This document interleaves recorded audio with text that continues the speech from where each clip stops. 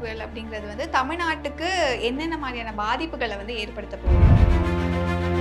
இப்போதைக்கு சென்னைக்கான மழை வாய்ப்பு 27ஆம் தேதி வரைக்கும் விட்டு விட்டு மழைக்கான வாய்ப்பு இருக்கு. 27 பக்கம் ரொம்ப வந்ததுன்னா ஒரு நல்ல கனமழைக்கான வாய்ப்பு இருக்கு. அந்த கஜா புயல் அளவுக்கான பாதிப்புகளை வந்து சென்னைக்கோ இல்லைன்னா திருவள்ளூர் மாவட்டங்களுக்கோ ஏற்படுத்துமா இந்த புயல்? ஸோ இது கொஞ்சம் டிஃப்ரெண்ட்டாக இருக்குது. ஏன் அப்படின்னா அரபிக்கடலும் ஆக்டிவாக இருக்குது. எப்பயும் அரபிக்கடல் கொஞ்சம் அமைதியாக இருக்கும். ஸோ இந்த சைட்லேருந்து வர்றது வந்து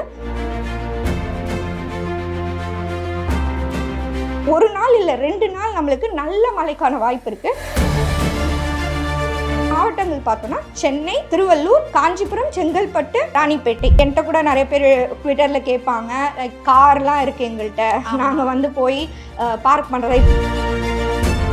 டிஎன் அலர்ட்னு ஒரு ஆப்பும் இருக்குது. அதில் நீங்கள் ரெஜிஸ்டர் பண்ணிங்கன்னா உங்களுக்கு மழை வரத்துக்கு ஒரு 3 மணி நேரத்துக்கு முன்னாடி ஒரு அலர்ட் வரும். இது நல்ல மழையாக வரப்போகுதுன்னா 24 மணி நேரத்துலேருந்து 12 மணி நேரத்துக்கு முன்னாடி வரைக்குமே நம்மளுக்கு தெரிய ஆரம்பிச்சிடும். அப்போ நீங்கள் அதுக்கான ப்ரிப்பேர்னஸை எடுத்துக்கலாம். குறைந்த விலை, நிறைந்த தரம், தங்கள் தேவைகள் அனைத்தும் ஒரே இடத்தில். ஜெயச்சந்திரன். மெரிபா பன்னீர் சோடா. I trust மெரிபா.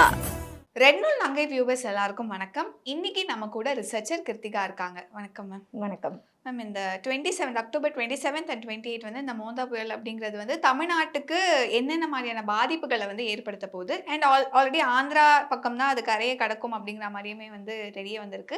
தமிழ்நாட்டில் முக்கியமாக என்னென்ன மாவட்டங்களில் பாதிப்பு வந்து அதிகமாக இருக்க போகுது?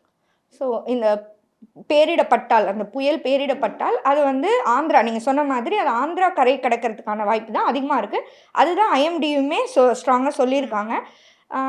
ஏன் அப்படின்னா அரபிக்கடலுமே ஆக்டிவாக இருக்குது.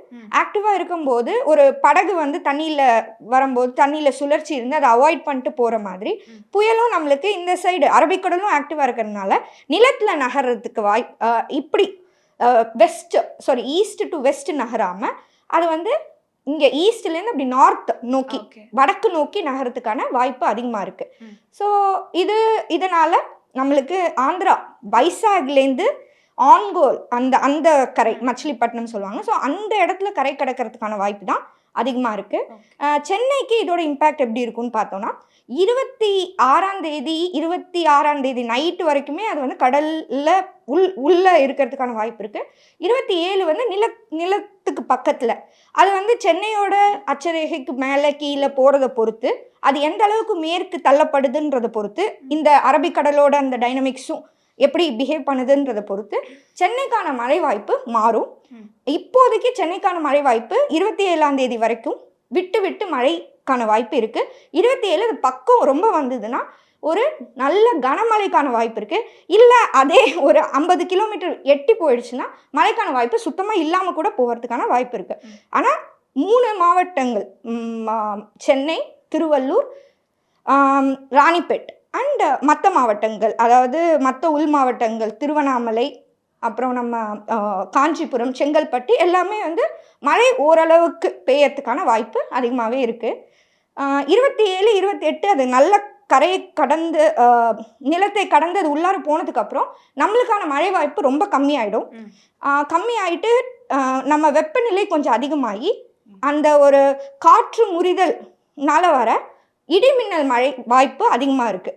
அது எங்கெல்லாம் நடக்குன்னா உள் மாவட்டங்கள், தர்மபுரி, திருவண்ணாமலை, டெல்டா மாவட்டங்கள், அப்புறம் கீழே மதுரை, சிவகங்கை அந்த இடத்துல காற்று முறிதல் மழை, இடிமின்னல் மழை ஏற்படுறதுக்கான வாய்ப்பு இருக்கு.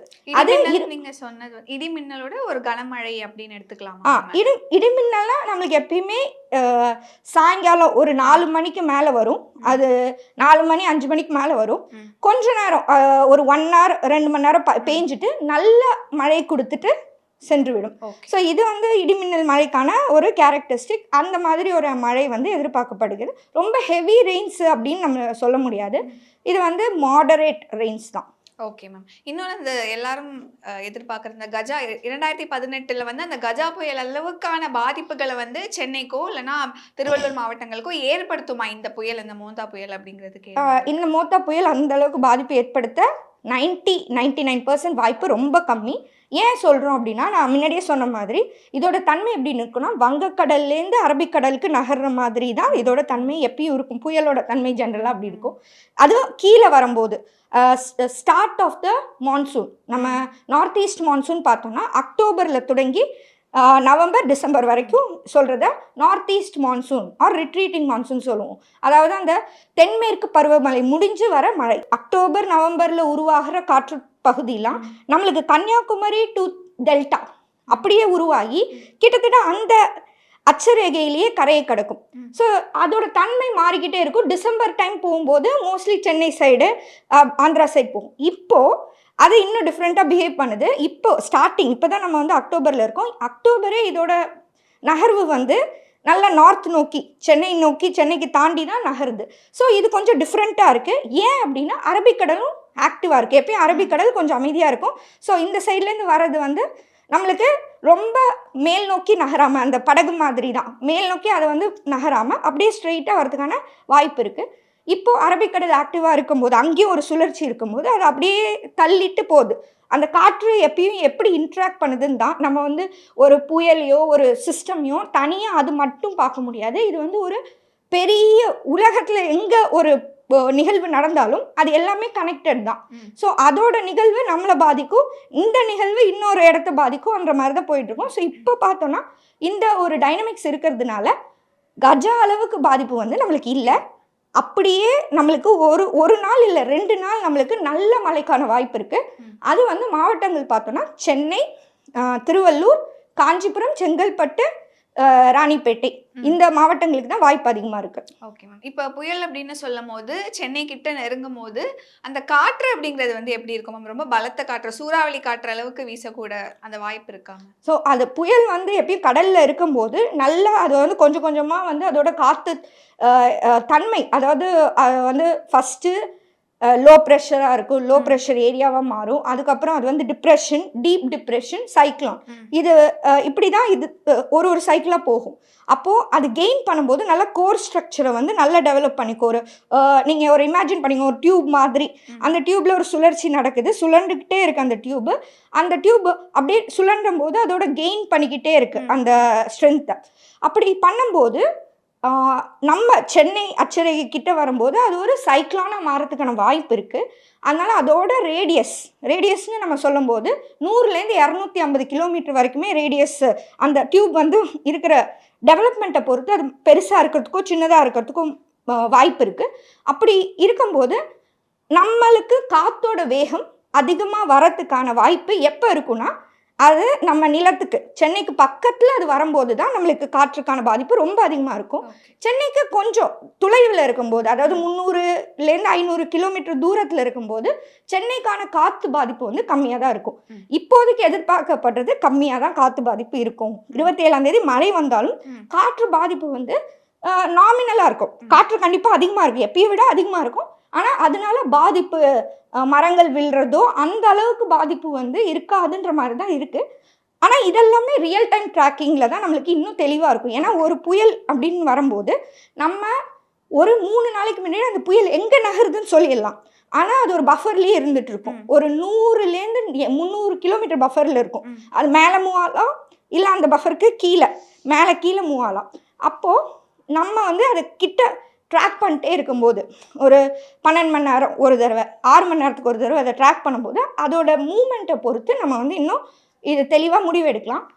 இதில் இன்னொரு கொஸ்டின் என்னென்னா, எப்படி நீங்கள் மழை வரப்போகுதுன்னு அப்போ சொன்னால் நாங்கள் எப்படி ப்ரிப்பேர்ட் ஆகுது அப்படின்னு. எப்பயுமே புயல் பொறுத்த வரைக்கும் 12 மணி நேரம் 24 மணி நேரத்தில் 12 மணி நேரம் தான் டிபெண்டபிள் ஃபோர்காஸ்ட். ஓகே. ஸோ அதை வச்சு நீங்கள் ப்ரிப்பேர்ட் ஆனால் கூட even that is good. And இது வந்து கவர்மெண்ட்டுக்கும் வந்து ஓரளவுக்கு சயின்டிஸ்டோ இதில் ஒர்க் பண்ணுற பீப்புள் சொல்லியோ கவர்மெண்ட்டும் இதை புரிஞ்சுக்கிறாங்க. இப்போ நம்மளுக்கு வந்து இந்த ரியல் டைம் ஃப்ளட் ஃபோர்காஸ்டிங் சிஸ்டம்னு சென்னைக்கு ஒன்று வச்சுருக்கோம். அதுவுமே 6 மணி நேரத்துக்கு ஒரு தடவை அப்டேட் ஆகிட்டே இருக்கும். அந்த நிலை, கடலோட நிலை எல்லாமே அந்த மாடலில் மாறி 6 மணி நேரத்துக்கு ஒரு தடவை நம்மளுக்கு வந்து இது இப்படி இருக்கும் அப்படி இருக்கும்னு சொல்லிட்டு சொல்லும். ஸோ இது மக்களும் பார்க்கலாம். டிஎன் அலர்ட் சிஸ்டம் மூலியமாக மக்களுக்கும் இது சென்றடையுது. அதை பற்றி விளக்கமான காணொலி வேணால் நீங்கள் ஆட் பண்ணிக்கோங்க. இன்னொன்று, கவர்மெண்ட் அஃபீஷியல்ஸ் ரொம்ப இதை வந்து உள்நோக்கி கவனிச்சிட்டு இருக்காங்க. ஏன்னா இந்த புரிதல் அவங்களுக்கும் சேர்க்கப்பட்டிருக்கு. ஸோ 6 மணி நேரத்துக்கு ஒரு தடவை இது எப்படி அப்டேட் ஆகுதுன்றதை பொறுத்து எந்த இடம் எந்த பிளாக், ஈவன் நம்மளுக்கு டிஸ்ட்ரிக்ட் லெவலில் கூட இல்லை, இன்னும் ஃபைனராக எந்தெந்த பிளாக் வந்து ப்ரிப்பேர்டாக இருக்கணும் அப்படின்ற அளவுக்கு இன்ஃபர்மேஷன் வந்து அவங்க புரிஞ்சுக்கிட்டு தான் இருக்காங்க. அதனால நம்ம இதை வந்து கிட்ட ரியல் டைமாக பார்க்கும்போது இதோட புரிதல் இன்னும் அதிகமாக இருக்கும். மேலாக்க பார்த்தோன்னா சென்னை வந்து கொஞ்சம் ப்ரிப்பேர்டாக இருக்க வேண்டிய அவசியம் இருக்குது. Okay ma'am. இப்போ நீங்கள் சொன்ன இந்த 3-4 டிஸ்ட்ரிக்ஸில் ஏதாவது பர்டிகுலராக இந்த இடத்துல இவ்வளோ சென்டிமீட்டர் மழை பொழியறதுக்கான வாய்ப்பு இருக்குங்கிற மாதிரி ப்ரெடிக்ட் பண்ண முடியுமா மேம்? சொல்ல முடியும். இப்போ வந்து நம்ம வந்து மழை வாய்ப்பு இருக்கு, என்ன ரேஞ்சில் இருக்குன்னு சொல்லலாம். அதாவது மாடரேட் டு ஹெவி. எப்பயும் வந்து ஐஎம்டியை பொறுத்த வரைக்கும் மழை பெய்யுது அப்படின்னா 2.5 mm பர் டேக்கு மேலே இருந்தால் மழை நாள் அப்படின்னு சொல்லுவாங்க. தென் லோ கேட்டகரின்னு ஒன்று இருக்குது, 2.5 to 10 mm பர் டே வந்து லோ. 10 to 35 mm 3 சென்டிமீட்டர் மழை பெஞ்சதுன்னா அது வந்து மாடரேட் ரெயின் சொல்லுவாங்க. 6 சென்டிமீட்டர் 3லேருந்து 6 சென்டிமீட்டர் வந்து கனமழைன்னு சொல்லுவாங்க. ஸோ இப்போ பார்த்தோன்னா நம்ம 2 நாளுக்கு அதோட இதுவே 100 இல்லைன்னா 10 சென்டிமீட்டர் கம்மியாக தான் சென்னைக்கு பதிவாகிறதுக்கான வாய்ப்பு இருக்குது. இது நம்ம இப்போ நான் சொல்கிறேன், இது இன்னும் கிட்ட போகும்போது இது ரீடிஃபைன் ஆகும். ஆனால் ரொம்ப ஹெவி ரெயின்ஸ்னால் கண்டிப்பாக நம்ம ஒரு 20 சென்டிமீட்டர் மழை அப்படின்னு சொல்லிடலாம். இப்போ அந்த அளவுக்கு தெரியல, அந்த தாக்கம் அவ்வளோ இருக்கிற மாதிரி தெரியல. இதுக்கப்புறம் கண்டிப்பாக அந்த டிசம்பர் மாதம், முக்கியமாக நவம்பர் மாதத்தில் வந்து விவசாயிகளாக இருக்கட்டும், முக்கியமாக மீனவர்கள் வந்து என்னென்ன மாதிரியான முன்னெச்சரிக்கை நடவடிக்கைகள் வந்து எடுக்கணும், மக்களுமே எந்த அளவுக்கு ப்ரிப்பேர்டாக இருக்கணும்? மீனவர்கள் கண்டிப்பாக இந்த மழை முடிகிற வரைக்கும் இந்த மூத்தா புயல் பேரிடப்பட்டால் அது முடிகிற வரைக்கும் கடலுக்கு போகாமல் இருக்கிறது வந்து நல்லது. ஏன்னா வந்து கடலுக்கு போகக்கூடாது, ஈவன் வார்னிங்கும் வந்துடுச்சு, அலர்ட் சொல்லியிருக்காங்க. ஸோ அதுக்கு தகுந்த மாதிரி மீனவர்கள் 28, 29ஆம் தேதி வரைக்குமே கடலுக்கு போகிறத தவிர்க்கிறது நல்லது. ஏன்னா அந்த டிப்ரெஷன் வந்து மூவ் ஆகிட்டு தான் இருக்கும், கடலில் அதோட பாதிப்பு இருந்துக்கிட்டு தான் இருக்கும். அது வந்து சிவியர் சைக்ளானிக் ஸ்டார்ம் வரைக்கும் போகலாம். அதாவது சைக்ளானிக் ஸ்டார்முக்கு அப்புறம் சிவியர் சைக்ளானிக் ஸ்டார்ம், அதுக்கப்புறம் வெரி சிவியர் சைக்ளானிக் ஸ்டார்ம். இப்போ அவங்க என்ன சொல்கிறாங்க, சிவியர் சைக்ளானிக் ஸ்டார்ம் வரைக்கும் அது பில்ட் ஆகலாம். 100 km/h வரைக்கும் அதோட காற்று இது வந்து பில்ட் ஆகிறதுக்கான வாய்ப்பு இருக்குது.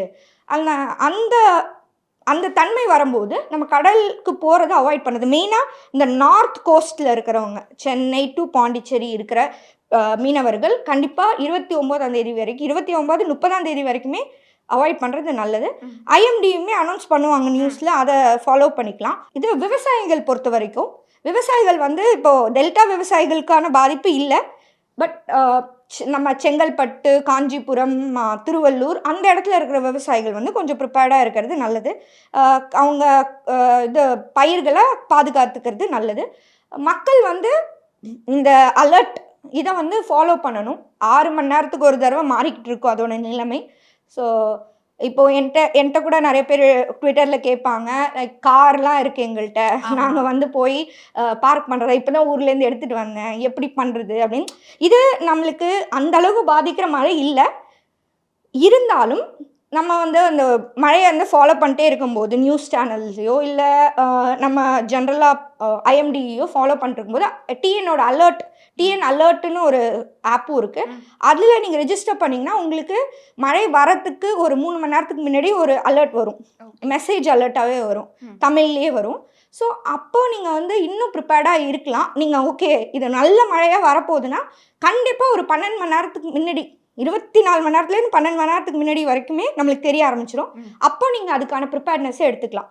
அது வரைக்கும் நீங்கள் பயந்து இது வந்து ஒரு அழிவு நோக்கி போகிற மழை அப்படின்றத நீங்களாக அசியூம் பண்ணிக்காமல் கொஞ்சம் தரவுகளை நம்புறது நல்லது. ரொம்ப மோசமான நம்பிக்கை இல்லை இப்போதைக்கு தரவுகள் மேலே. ஓரளவுக்கு 12 மணி நேரம் 24 மணி நேரம் ரேஞ்சில் பார்த்தோன்னா கண்டிப்பாக தரவுகள் ஓரளவுக்கு நம்பிக்கைத்தக்க பதிவுகளை தான் தருது. ஸோ இந்த நவம்பர் மாதம் வரைக்கும் மழை எப்படி இருக்க போகுது தமிழ்நாட்டில் அப்படிங்கிறது வந்து கரெக்டாக அதை சொல்லியிருந்தீங்க ma'am. Thank you ma'am, thank you so much for your time. Thank you. குறைந்த விலை, நிறைந்த தரம், தங்கள் தேவைகள் அனைத்தும் ஒரே இடத்தில். ஜெயச்சந்திரன். மெரிபா பன்னீர் சோடா. I trust மெரிபா.